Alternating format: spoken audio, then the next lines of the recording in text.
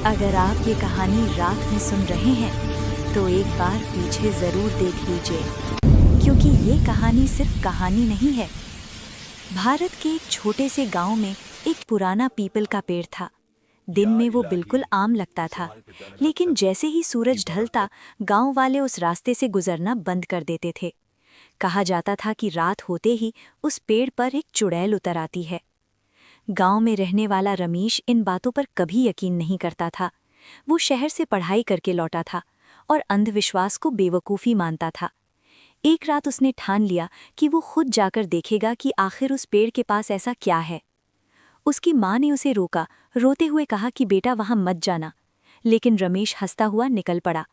जैसे ही वो पीपल के पास पहुंचा, अचानक हवा ठंडी हो गई। चारों तरफ अजीब सा सन्नाटा छा गया। पत्ते बिना हवा के हिलने लगे। तभी उसके कानों में एक बहुत धीमी आवाज़ पड़ी, बेटा, पानी मिलेगा? रमेश ने पीछे मुड़कर देखा। सफ़ेद साड़ी पहने एक औरत खड़ी थी। लंबे खुले काले बाल, चेहरा नीचे की ओर झुका हुआ। रमेश को दया आ गई। उसने पानी आगे बढ़ाया, लेकिन तभी उसकी नज़र उस औरत के पैरों पर पड़ी। उसके पैर ज़मीन को छू ही नहीं रहे थे। रमेश की सांस अटक गई। अगले ही पल उस औरत का सिर धीरे धीरे घूमकर पूरी तरह पीछे की ओर मुड़ गया। उसकी आंखें लाल हो चुकी थीं, दांत नुकीले थे। तो मुझे देख चुका है, अब तू जिंदा नहीं बचेगा। एक जोरदार हंसी गूंजी और रमेश जान बचाकर भागने लगा। पीछे से हंसी और तेज होती चली गई। अगली सुबह रमेश बिस्तर से उठ नहीं पाया। उसे तेज बुखार था और उसकी गर्दन पर काले नाखूनों के निशान थे। उसी दिन से गांव में अजीब घटनाएं शुरू हो गईं। रात में दरवाजे अपने आप खटखटाने लगे, बच्चे नींद में चीखने लगे और खेतों से किसी औरत की हंसी सुनाई देने लगी। तब गांव के सबसे बूढ़े बाबा ने सच बताया।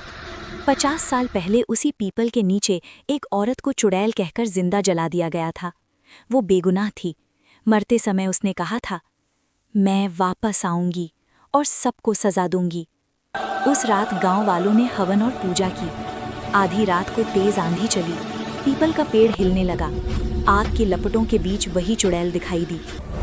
तुमने मुझे मारा था, अब मेरी बारी है। एक भयानक चीख गूंजी और सब कुछ शांत हो गया। सुबह जब लोग वहां पहुंचे तो पीपल का पेड़ पूरी तरह सूख चुका था। सबने सोचा कि अब सब खत्म हो गया। लेकिन आज भी अमावस की रात अगर कोई उस रास्ते से गुजरता है तो पीछे से एक धीमी आवाज आती है, बेटा, पानी मिलेगा? और अगर आपने पलट कर देख लिया तो शायद ये आपकी आखिरी रात हो।